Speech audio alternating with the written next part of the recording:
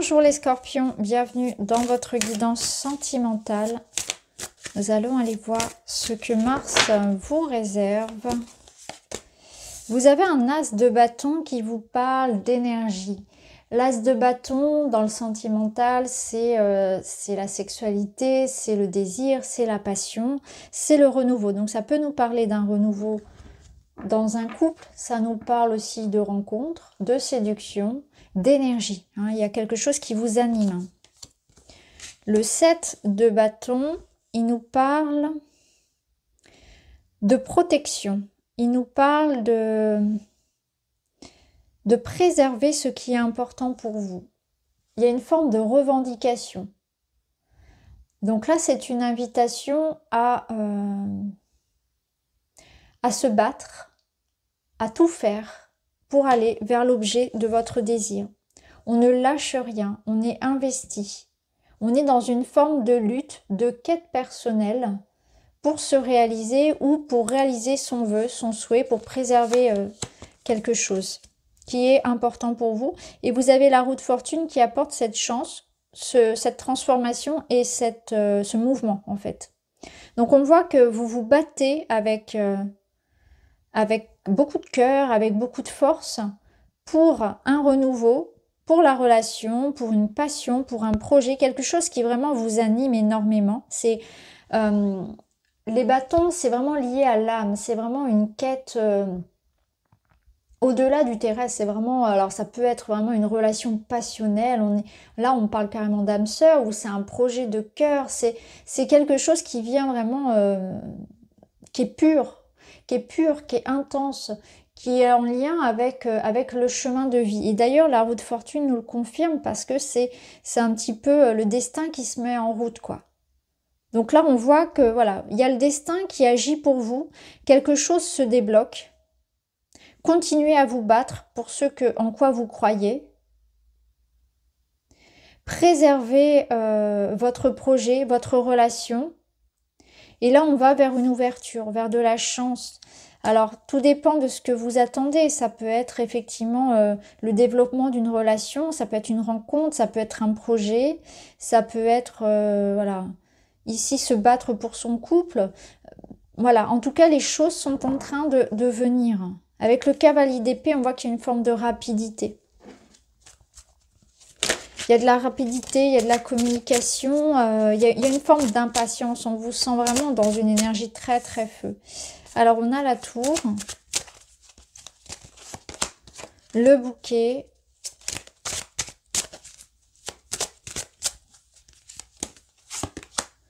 et les jardins. Alors, ici, il est question de rencontres, de possibilités.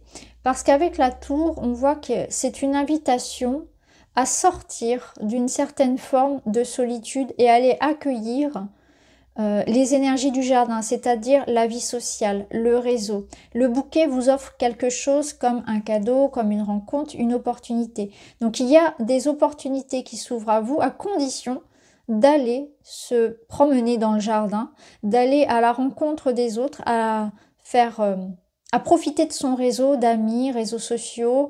Il y a quelque chose qui est à découvrir en sortant de sa coquille, en sortant d'une forme d'enfermement, de certitude.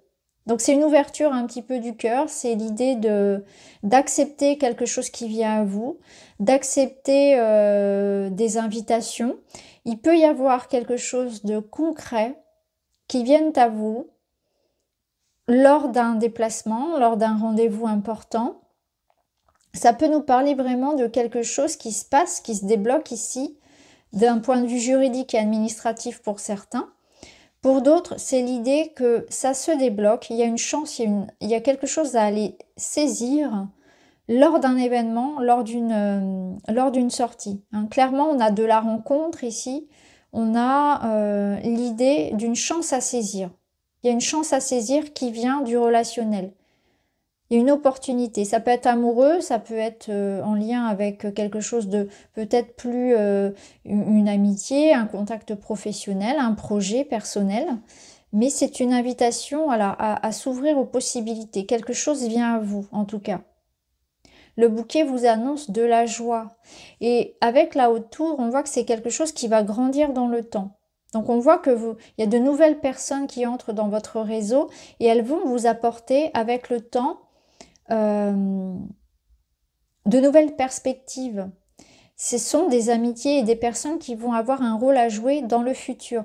Et c'est pour ça qu'il y a la roue de fortune, parce que c'est le destin qui se met en route. C'est-à-dire que ces personnes-là, elles ont un rôle à jouer et on vous met sur la voie ici de personnes importantes. Donc les personnes ou la personne qui entre dans votre vie en ce mois de mars vont avoir un rôle important à jouer auprès de vous, donc que ce soit amoureux ou autre. Et ça va se construire dans le temps. Dans le temps, quelque chose se construit. Au dos, on a les chemins. Donc on est bien à un carrefour de vie, à un nouveau départ, à une direction. Peut-être que vous avez envie de bouger. Peut-être que on va vous faire une proposition et qu'il y aura un choix aussi hein, de votre part qui sera demandé. Alors on va voir.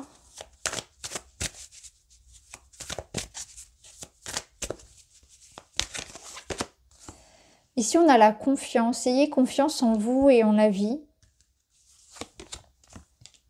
La vérité est cachée. Et on retrouve cette baguette, ce bâton qu'on avait ici avec l'as de bâton qui nous parle de séduction et de charme. C'est exactement ça. Je pense que là, on vous dit qu'il faut vous faire confiance. Ne doutez pas de votre potentiel de séduction, si c'est purement dans le relationnel et l'amoureux, mais aussi dans le sens où vous êtes digne, vous êtes légitime. Peut-être que vous vous dénigrez d'un point de vue physique ou peut-être voilà, vous avez ce sentiment d'être moins bien que les autres.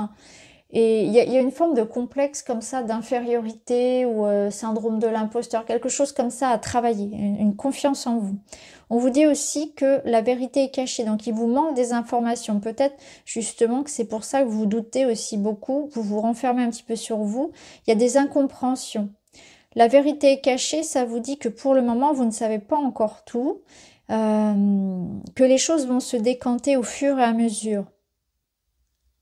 Peut-être que aussi parfois vous avez cette façon d'imaginer les intentions de l'autre ou des autres quand vous ne savez pas tout. Ça vous rassure de vous dire bah voilà, peut-être que cette personne elle fait ci, elle fait ça, elle pense ça de moi. Là on vous dit que vous ne savez pas tout, donc ne cherchez pas à transposer, à interpréter les silences de quelqu'un, les paroles, etc. Il vous manque de l'information. Vous ne pouvez pas tout comprendre encore de la situation. Ayez confiance. Faites les choses sans savoir peut-être où ça vous mène encore. Et ne doutez pas de vous et de votre capacité à séduire, à entreprendre, à plaire, à mériter finalement qu'on vous propose des choses, qu'on a envie d'être avec vous, qu'on a envie d'être votre ami, etc.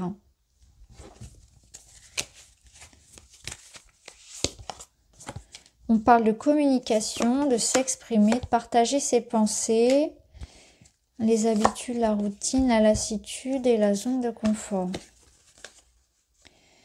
Alors là, je pense qu'il y a une notion de communiquer. Alors ça va être important de parler. Alors là, c'est peut-être dans un couple qui est déjà ensemble depuis un certain temps, puisqu'on nous parle de routine. On nous parle de lassitude, de parler de ce qui ne va pas, d'une certaine forme d'ennui dans la relation et qu'il faut en parler. Il y a quelque chose comme ça où on est ancré dans des habitudes de couple. Il va falloir les changer, il va falloir en parler, il va falloir oser voilà, changer son organisation, parler de ce qui ne va pas, peut-être pour retrouver justement cette nouvelle, un peu plus de piment, un petit peu plus de passion. Donc ça va être intéressant. Pour d'autres, on peut nous dire que vous avez une fâcheuse habitude à pas toujours communiquer, à garder pour vous des éléments essentiels, et notamment par rapport à ce que vous voulez. Et il va falloir en parler. Ça peut être parler de comment vous vous sentez, de votre mal-être. Ça peut être dans votre façon de vivre les relations. Il peut y avoir aussi cette notion que dans le couple, dans la relation, il y en a un qui est un peu plus investi dans ce que l'on fait, dans les projets, dans l'organisation du quotidien, et un qui se laisse un peu plus porter. Un qui est un peu plus meneur que l'autre. Il y a quelque chose comme ça, qu'il faudrait rééquilibrer sans doute. Un qui préfère attendre qu'on lui dise ce qu'on fait, qu'on lui dise ce qu'il a à faire, etc. Vous voyez, il y a une forme comme ça de nonchalance. Et il y a comme un déséquilibre. Il va falloir changer un petit peu tout ça. Pour certains couples, c'est la routine qui peut être pesante. Et que c'est important voilà, de ne pas laisser les choses s'enliser. De faire attention à pas se laisser manger, dévorer par le quotidien aussi. Peut-être trouver un moyen de se prévoir un petit temps pour soi en dehors des enfants, de la routine, du train-train de la vie. Ça peut être ça également. Pour d'autres, on vous dit aussi qu'il faut peut-être passer à l'action. Ça va être important de changer sa façon de faire. Par exemple, si vous voulez rencontrer une personne et on vous invite ici à oser. Peut-être que vous ne vous montrez pas assez, peut-être que vous n'êtes pas assez entreprenant. Vous avez sans doute envie de construire et de rencontrer du monde, que ce soit en amour ou en amitié, mais vous restez dans votre zone de confort. Vous restez dans quelque chose que vous connaissez. Vous n'osez pas. Vous n'osez pas peut-être parler de vous, vous mettre en avant, séduire. Vous voyez, il y a quelque chose comme ça où on n'ose pas se montrer.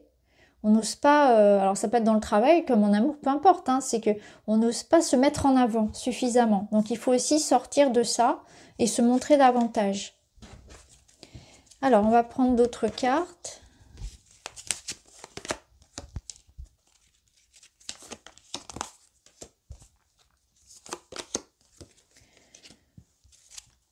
Alors ici, alors un message assez précis. On nous parle ici de se sacrifier, peut-être de ne pas assez s'écouter et de faire passer les désirs des autres avant les siens. Et notamment dans l'intimité, ici, peut-être que parfois vous faites des choses pour le plaisir, pour faire plaisir à quelqu'un en vous écoutant pas. Donc il y a une notion là de poser certaines limites et de s'écouter davantage, de se faire respecter davantage. Peut-être que parfois aussi, ça peut être l'inverse et on ne se permet pas de vivre des choses. Au contraire, on se limite trop et on s'auto-sabote. Hein. C'est ce que dit la carte ici. On a des désirs, alors que ce soit dans l'intimité ou pas, ou de manière générale dans la vie, où on a envie de faire des choses, mais on ne les fait pas. On est comme dans la notion de faire passer quelque chose d'autre avant soi, avant ses propres désirs, avant ce qui est important pour vous. Donc là, il y a une réappropriation de l'énergie pour se permettre de vivre, de faire des choses que l'on a envie de faire, de savoir poser des limites à certaines personnes, de savoir dire non parfois, de savoir s'écouter davantage et d'avoir suffisamment, je dirais, confiance en soi pour se permettre aussi d'entreprendre des choses. Il y a une forme de culpabilité peut-être à avoir du plaisir, il y a une forme de culpabilité à faire des choses que pour soi-même, à être un petit peu égoïste parfois, mais vous le méritez. Hein, il y a cette notion-là de mérite. Peut-être qu'on n'ose pas, qu'on n'ose pas vivre une sexualité épanouie. Il y a quelque chose comme ça où on ne se permet pas des choses dans l'intimité. Mais voilà, on a d'autres priorités. Voilà, je sais pas. Peut-être que vous comprendrez là où pour vous ça va faire sens, mais c'est comme ça que les cartes le montrent. C'est comme si on se sacrifiait, on s'empêchait de vivre quelque chose d'épanouissant, d'être heureux, de se donner du plaisir, de poursuivre ses rêves, parce qu'on ne le mérite pas, parce que y a d'autres priorités. Ou alors on ne s'écoute pas, on fait passer les désirs de quelqu'un avant les siens ou les besoins de quelqu'un. Alors, on va terminer avec une petite carte, un petit message pour vous les scorpions. Vous avez lénité. Le moment ne serait-il pas propice à la douceur? Accordez-vous du temps, ne jugez pas vos petits défauts, mais célébrez vos grandes qualités. Soyez indulgents envers vous-même et les autres.